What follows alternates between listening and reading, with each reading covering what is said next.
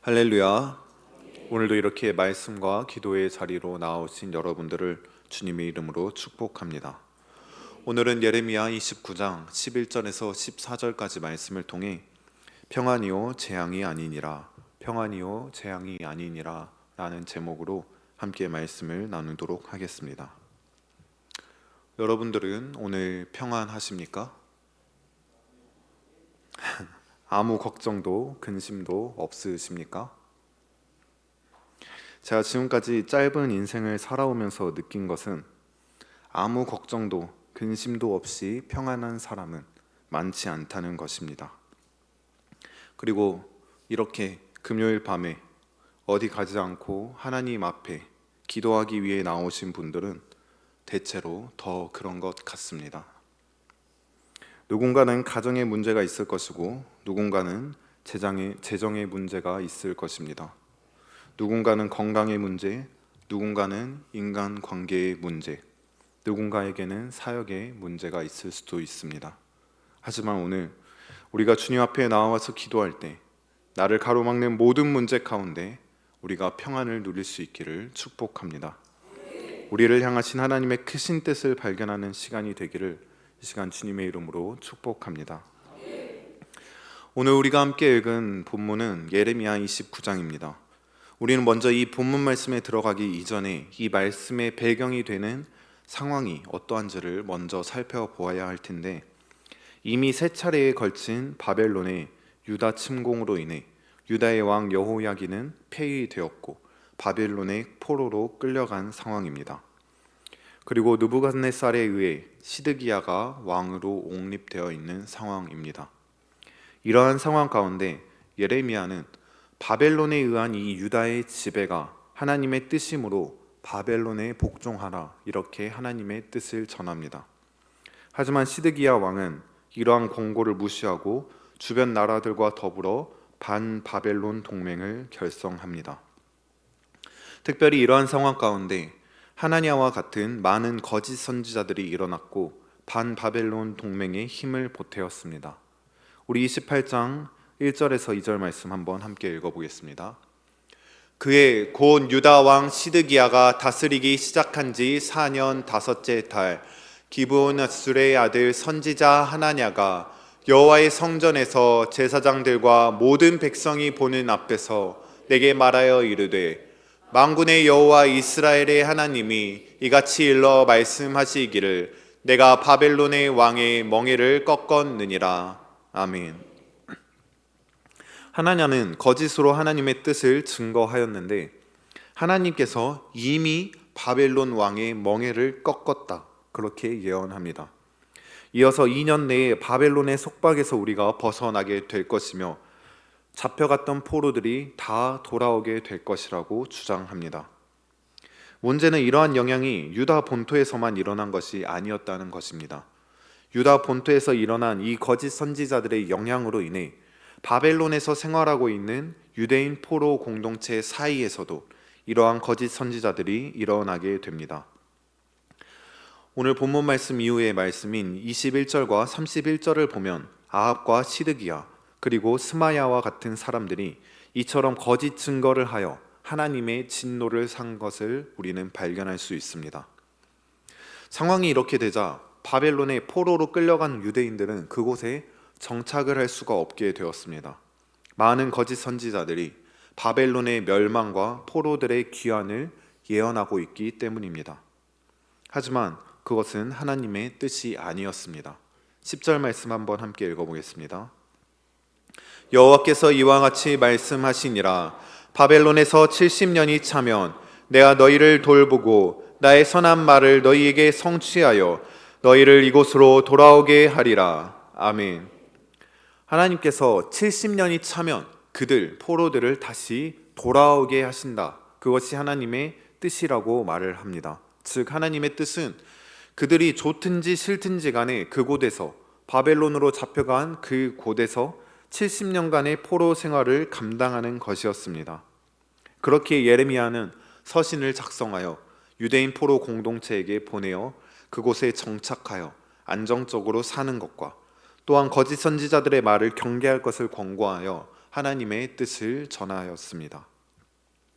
그리고 그 편지 가운데 하나님께서는 유다 백성들을 향하여 이렇게 말씀하십니다. 11절 말씀 함께 읽겠습니다. 여호와의 말씀이니라. 너희를 향한 나의 생각을 내가 아나니 평안이요 재앙이 아니니라. 너희에게 미래와 희망을 주는 것이니라. 아멘. 우리는 이러한 본문 말씀을 보다 바르게 이해하기 위해 유다 백성들의 입장을 먼저 이해해 볼 필요가 있습니다. 여러분, 유다 백성들이 어떤 민족입니까? 그들은 천지를 창조하신 전지전능하신 유일한 신 하나님을 믿는 그러한 민족이었습니다. 이 나라는 다른 무엇도 아닌 하나님의 언약 가운데, 하나님이 약속하신 그 언약 가운데 세워진 나라입니다. 그런데 그 나라가 지금 멸망하였습니다. 즉, 지금 유다 백성들이 특별히 포로로 끌려온 그들이 마주한 상황은 현실적으로도 이겨내기가 어렵고 언약적인 측면으로도 감당하기가 어려운, 아니 납득조차 하기 어려운 그런 상황이라고 할 수 있습니다. 심지어 그런 유다 백성들에게 주어진 말씀은 그들이 곧 풀려날 것이다. 하나님께서 그들을 구원할 것이고 다시 그들이 하나님을 찬양하며 하나님이 약속하신 그 땅에서 하나님의 백성으로 살아갈 수 있을 것이다 라는 희망의 메시지가 아닙니다. 오히려 그렇게 전하는 희망의 메시지들이 다 거짓 예언이며 너희는 70년간 바벨론에서 포로 생활을 하게 될 것이다. 이렇게 하나님은 전하고 계십니다. 70년이라는 세월이 짧아 보일 수도 있겠지만 우리나라가 식민 생활을 했던 일제강점기가 35년 가량입니다. 70년이라는 세월도 별로 안 길어 보이는데 35년은 그보다 2배나 짧은 기간입니다. 하지만 그 짧은 기간 동안에 우리 한민족에 얼마나 많은 치욕과 서름이 있었습니까? 그렇다면 이보다 2배나 더 긴 세월을 보내야 하는, 심지어 그들의 땅에서 쫓겨나 이방 땅에서 포로 생활을 감당해야 하는 그들의 마음은 어떻겠습니까? 하나님께서 말씀하신 70년간의 바벨론 포로 생활은 그 뒤에 어떠한 조건이 붙더라도 그들에게 있어서 재앙이라고밖에 말할 수 없는 것이었습니다. 비록 하나님께서는 그 70년 뒤에 그들을 다시 예루살렘으로 이끌어낼 것이다 그렇게 말씀하셨지만 지금 그 말씀을 듣는 유다 백성 중에 누가 그 70년 뒤까지 살아남아서 먼 고향 땅으로 돌아가는 그 여정을 감당할 수 있겠습니까? 지금 그 말씀을 듣는 하나님의 백성, 그 유다 백성들은 모두 다 그 땅에서 뼈를 묻어야 하는 자들인 것입니다. 그렇기에 그들은 이러한 하나님의 말씀을 도저히 받아들일 수 없었습니다. 포로 생활을 순순히 받아들일 수 없었습니다. 그렇기에 한편으로는 이러한 재앙을 내리신 하나님을 향하여 불평하고 원망하였으며 다른 한편으로는 자신들의 처지를 생각하며 낙심하였습니다. 여러분, 지금 우리 중에도 이러한 상황 가운데 계신 분이 분명히 있으실 것입니다. 힘들고 어려운 상황 가운데, 징계나 연단으로 인한 고난 가운데, 그런 가운데 있는 분이 분명히 있으실 것입니다. 그러한 상황 가운데에서 나를 건져주시는 하나님을 만나는 것이 아니라 오히려 더 힘들고 어려운 상황 가운데, 더 많은 고난 가운데 나를 밀어넣으시는 그 하나님을 경험하시는 분이 분명히 있으실 것입니다. 그러한 상황 가운데서 여러분들은 어떤 감정을 느끼십니까? 평안함을 느끼십니까? 아니면 감당할 수 없는 불안과 절망 가운데 하나님께 불평하고 원망하고 계시지는 않으십니까? 말은 너무나 쉽습니다. 하나님께 감사해야 된다. 그 상황 가운데서도 우리가 하나님을 바라봐야 한다. 그런데 막상 그러한 현실이 우리를 찾아오면 우리가 바라보는 것은 그 현실이고 나를 향한 징계나 고난입니다. 내 입에서 나오는 것은 불평과 원망입니다. 의식적으로 그러는 것이 아닙니다. 내가 하나님을 원망하고자 하는 것이 아닙니다. 그저 자연스럽게 그렇게 됩니다. 내가 처한 상황이 힘들면 힘들수록, 고난이 크면 클수록, 그 문제가 어려우면 어려울수록 우리의 입에서는 자연스럽게 불평이 나오고 원망이 나오며 이 상황을 바라보고 그 가운데 낙심하게 됩니다. 하지만 하나님께서는 유다 백성들을 향하여 그리고 이런 우리를 향하여 이렇게 말씀하십니다. 11절 말씀 다시 한번 함께 읽겠습니다. 여호와의 말씀이니라. 너희를 향한 나의 생각을 내가 아나니 평안이요 재앙이 아니니라. 너희에게 미래와 희망을 주는 것이니라. 아멘. 우리를 향한 하나님의 생각은 평안이요 재앙이 아니다. 너희에게 미래와 희망을 주는 것이다. 무슨 말씀입니까? 하나님께서도 알고 계십니다. 우리가 마주한 상황이, 유다 백성들이 마주한 그 상황이 재앙처럼, 아니 재앙으로 느껴질 것을 하나님께서도 알고 계십니다. 그런데 하나님께서는 그것이 재앙이 아니라 평안이다, 그렇게 말씀하고 계신 것입니다. 무슨 의미입니까? 그것은 우리가 그리고 유다 백성들이 잘못 이해하고 있다는 것입니다. 하나님의 뜻이 무엇인지, 왜 이런 재앙과도 같은 그러한 상황을 허락하셨는지, 그리고 이것을 통해서 무엇을 이루고자 하시는 것인지 이해하지 못하였다는 것입니다. 최근에 청년들을 신방하면서 가장 많이 들어온 질문이 이것이었습니다. 우리가 어떻게 하나님의 뜻을 알 수가 있나요? 기도해도 내게 드는 생각이 하나님의 뜻인지 내 생각인지를 모르겠어요. 어떻게 하나님의 뜻인지 그걸 분별할 수가 있나요? 그래서 제가 이렇게 말했습니다. 당신이 하나님의 뜻을 정확히 분별할 수 있는 방법은 없다. 우리가 어떻게 하나님의 뜻을 정확히 알 수 있겠습니까? 개미가 인간의 생각을 이해할 수 없는 것처럼 우리는 하나님의 뜻을 정확히 이해할 수 없습니다. 그래서 어거스틴은 이런 말을 남깁니다. 만일 내가 그분을 이해한다면 그분은 신이 아니다. 우리가 정확히 알 수 있는 것은 오직 하나님께서 계시하신 그분의 뜻, 하나님께서 정확히 우리에게 알려주신 뜻, 성경에 기록된 하나님의 말씀뿐입니다. 그 외에는 우리는 그저 하나님의 뜻을 짐작할 뿐입니다. 내가 이 상황에서 어떻게 하는 것이 하나님의 뜻일지, 기도할 때 주시는 이 마음이 하나님의 뜻인지 아니면 내 생각이고 내 욕심인지 우리는 그저 짐작하며 나아갈 수 있을 뿐입니다. 그리고 그것마저도 쉽지 않습니다. 예전에 일본에 옥수수를 수출하고 있던 미국이 그 수출량을 늘리려는 시도를 하였습니다. 일본의 옥수수 수출량을 늘리려면 어떻게 해야 할 것 같습니까? 여러 가지 생각들이 떠오르시겠지만 그때 당시 미국은 태국에 가서 아침 식사 캠페인을 벌였다고 합니다. 갑자기 왜 태국이 나오는가 싶겠지만 당시 미국이 옥수수 수출량을 늘리려면 두 가지 방법이 있었습니다. 일본의 옥수수 소비량을 증가시키던지 아니면 라이벌 수출국인 태국의 옥수수 수출량을 줄이는 것, 그 두 가지가 있었습니다. 그런데 태국 사람이 아침 식사를 충분히 하게 되면 더 많은 닭과 달걀을 먹게 될 것이고 그렇게 되면 태국 내에 닭의 생산량이 증가하게 될 것입니다. 그렇다면 자연스럽게 닭의 사료로 옥수수를 사용하기 때문에 태국 내에서 옥수수 소비량이 늘어나고 그만큼 태국의 일본에 대한 옥수수 수출량이 줄어들 수밖에 없게 되는 것입니다. 이러한 치밀한 계산 끝에 나온 캠페인이 바로 태국에 가서 아침 식사를 충분히 하라는 것이었습니다.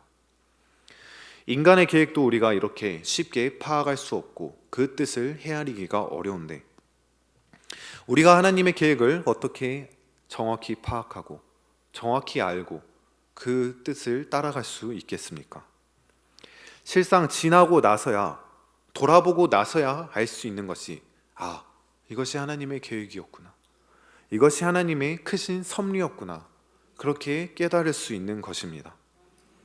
유다 백성들을 향한 하나님의 뜻도 그러하였습니다. 하나님께서 당연히 당신의 백성들을 사랑하지 않으시겠습니까? 당연히 잘 되기를 바라시고 당연히 그들이 행복하기를 바라고 당연히 그들이 기뻐하기를 바라지 않으시겠습니까? 하지만 예레미야가 예언하는 그 당시 하나님의 백성이라 불리는 유다 백성들은 평안할 수 없고 희망을 기대할 수 없는 상태였습니다. 그것은 그들이 타락하였고 죄로 인해 부패하였기 때문입니다.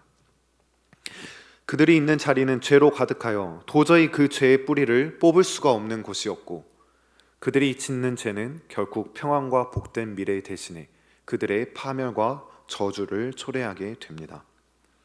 그렇기에 하나님께서는 그의 백성들이 영원한 파멸과 저주에 이르시기 전에 미리 징계를 통하여 그들에게 죄를 제거하심으로 그들이 궁극적으로는 평안과 복된 미래를 맞이할 수 있도록 하신 것입니다.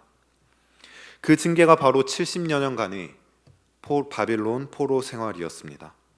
이는 그들이 보기에는 제왕과도 같은 끔찍하고 고통스러운 것이었지만 하나님의 입장에서는 이미 죄라는 병이 뿌리 깊게 박혀있는 이스라엘 백성들을 치료하기 위해 가장 효과적인 치료 방법으로 사용하신 것입니다. 항암 치료를 하는 환자들이 얼마나 고통스러워하는지 여러분들은 알고 계십니까? 항암 치료를 하면 개개인에 따라 다르지만 많은 고통과 부작용을 경험하게 됩니다. 누군가는 음식을 섭취할 수 없을 정도로 메스꺼움을 느끼게 되고, 어떤 사람들은 한순간도 힘을 느낄 수 없을 정도로 과도한 피로감을 느끼게 됩니다. 가장 대표적으로는 치료 과정에서 많은 고통을 느끼게 되고, 또한 머리털을 비롯하여 몸의 털이 다 빠지는 현상을 겪게 됩니다. 이런 항암 치료를 누가 받고 싶어 하겠습니까? 특히나 오랫동안 기약 없이 항암 치료를 받는 사람들에게 있어서 이것은 재앙과도 같은 것이라고 말합니다. 하지만 사람들은 자신의 가족이, 친척이, 친구가 암에 걸리면 항암 치료를 받도록 권유합니다. 항암 치료를 받게 합니다. 끌고 가서라도 그 고통스러운 항암 치료를 받도록 합니다. 왜 그렇습니까? 그것이 암을 치료할 수 있는 유일한 방법이기 때문입니다. 그 상태로 두면 암이 퍼져서 결국 목숨을 잃게 될 것이기 때문에 그것이 고통스럽고 힘들더라도 항암 치료를 받도록 하는 것입니다. 유다 백성들을 향한 하나님의 뜻도 그러하였습니다. 그것이 그들에게 있어서 죽도록 괴롭고 고통스러울 것을 알고 계시지만 그 기간을 통하여 회복되어 다시 돌아올 것을 기다리신 것입니다. 오늘 우리를 향한 하나님의 뜻도 그러합니다. 우리가 어떤 상황이 있든지, 얼마나 고통스럽고 힘든 시간을 보내고 있든지, 하나님의 뜻은 우리가 그것으로 인해서 고통받고 슬퍼하고 낙심하는 데 있지 않습니다. 하나님의 뜻은 우리가 평안을 누리는 것이고, 하나님의 계획은 우리에게 미래와 희망을 주는 것입니다. 그렇다면 우리가 그 하나님의 뜻을 바라보기 위해서, 하나님의 계획을 따라가기 위해서 우리는 어떻게 해야 합니까? 우리는 하나님께 나아와 기도해야 합니다. 회개하고 부르짖으며 전심으로 하나님을 찾아야 합니다. 12절에서 13절 말씀 함께 읽어보겠습니다. 너희가 내게 부르짖으며 내게 와서 기도하면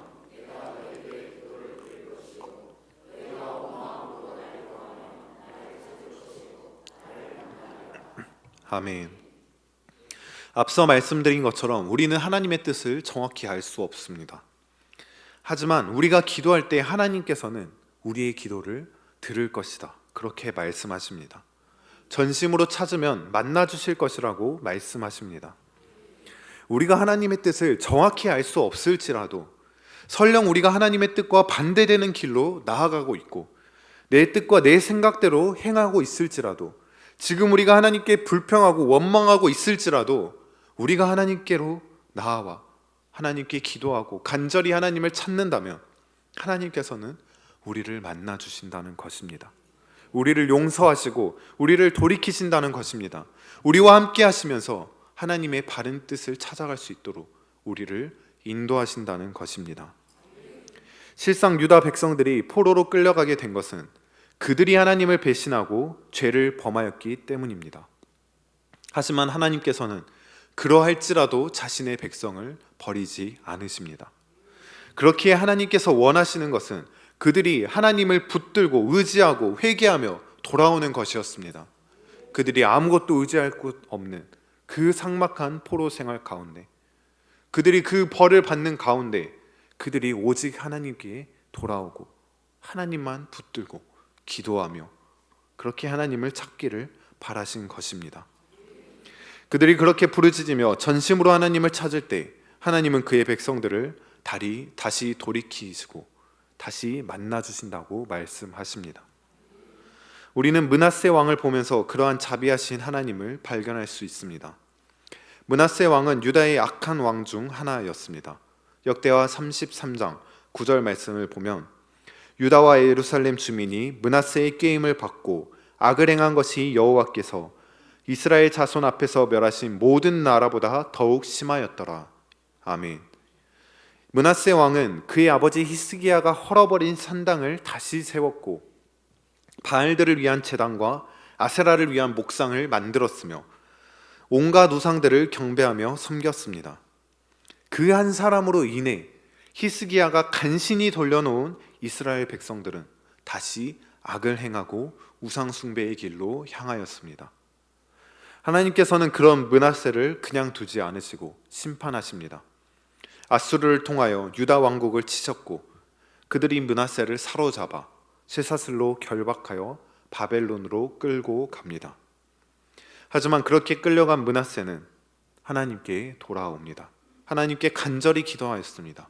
그리고 그때 하나님께서는 그를 다시 회복시키셨습니다. 역대하 33장 12절에서 13절 말씀 함께 읽겠습니다. 그가 환난을 당하여 그의 하나님 여호와께 간구하고 그의 조상들의 하나님 앞에 크게 겸손하여 기도하였으므로 하나님이 그의 기도를 받으시며 그의 간구를 들으사 그가 예루살렘에 돌아와서 다시 왕위에 앉게 하심에 므낫세가 그제서야 하나님께서 하나님이신 줄을 알았더라. 아멘. 므낫세가 극악한 악인일지라도 하나님을 찾고 진심으로 구한다면 하나님께서는 그를 결코 외면하지 않으셨습니다.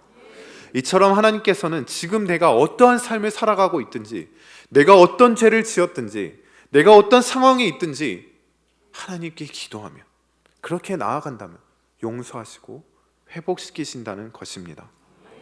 내가 죄를 지었을 때는 나에게 재앙과도 같은 징계를 내리실지라도 나를 외면하는 것처럼 보이실지라도 실상은 내가 돌아오기를 기다리시며 언제든지 손을 펼쳐 만나 주시기를 위해 내 곁에서 나를 기다리고 계신다는 것입니다.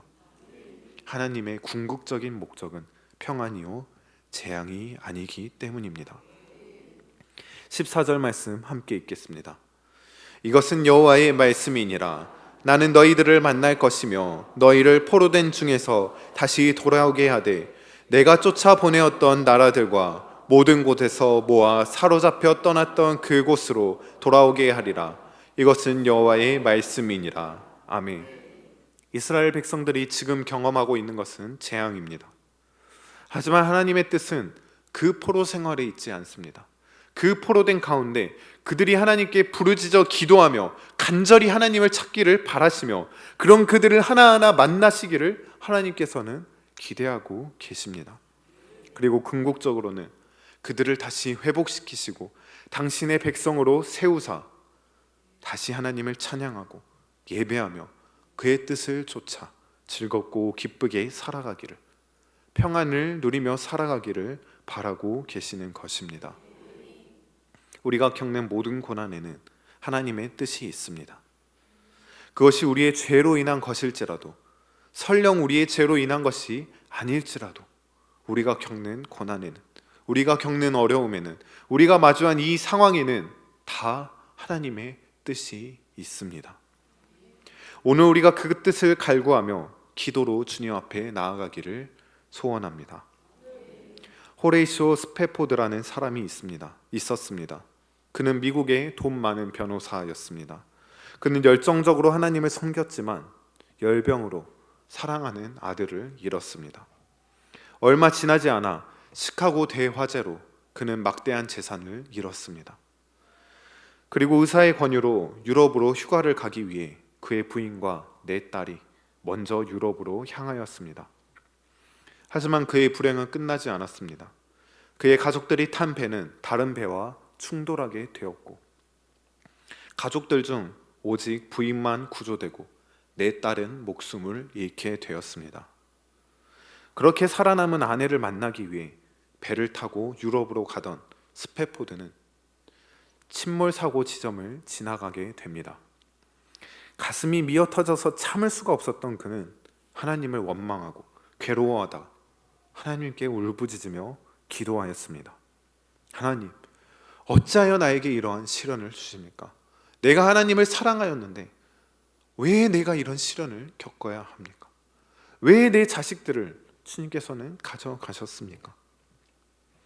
그리고 그렇게 울부짖으며 하나님께 기도한 그날 밤, 하나님께서는 그를 만나 주셨고 그에게 평안한 마음을 주셨습니다. 도저히 평안할 수 없는 그 상황 가운데 하나님께서는 그에게 평안한 마음을 허락하셨습니다. 하나님의 사랑을 경험하게 하셨습니다. 그날 밤 스패포드는 하나님께서 주신 이 평안을 시로 노래했는데 그것이 바로 내 평생에 가는 길이라는 찬송가입니다. 내 평생에 가는 길 순탄하여 늘 잔잔한 강 같든지 큰 풍파로 무섭고 어렵든지 나의 영혼은 늘 편하다. 내 영혼 평안해. 내 영혼 평안해. 여러분, 하나님의 뜻은 재앙에 있지 않습니다. 하나님께서는 우리가 마주한 상황에 지쳐 쓰러져 고통받기를 원하지 않으십니다. 하나님께서는 언제나 우리가 평안하기를 바라십니다. 나보다 더 나를 생각하시고 나보다 더 나를 사랑하시는 그 하나님께서는 지금도 우리에게 말씀하고 계십니다. 너를 향한 내 마음은 평안이요 재앙이 아니니라. 오늘 우리가 그 하나님께 부르짖으며 나아가기를 소망합니다. 그 하나님을 간절히 온 마음을 다하여 찾기를 소망합니다. 오늘 나를 만나달라고, 오늘 내가 주님의 도우심이 필요하다고, 지금 나와 함께 해달라고 회개하며 간절히 구하며 나아가기를 소망합니다.